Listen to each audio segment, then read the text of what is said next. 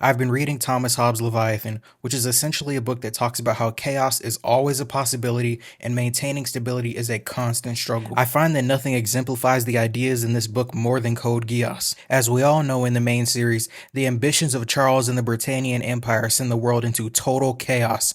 In the end, the Black Knights establish peace, and unfortunately, once again in Rose, the Neo-Britannian Empire that got pushed back to Hokkaido sends the world into chaos once again, albeit for a shorter period of time and on a much smaller scale. And while I'm not the biggest fan of Rose, I really think the sequel series illustrates a very important point.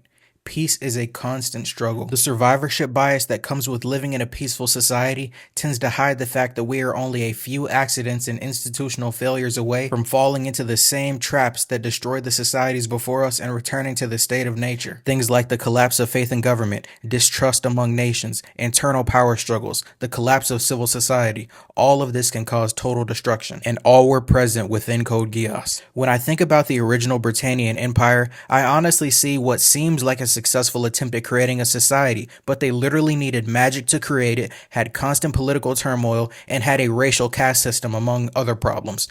They may have had mechs, but they were honestly doomed from the start. When I think about Lelouch and what he means to the story, I see him as the Leviathan himself, preventing Britannia from transitioning to a state of complete and utter chaos. Because if their empire had continued down the path it was going, there was absolutely no way Britannia was going to survive. And as we know, what happens when world powers fall?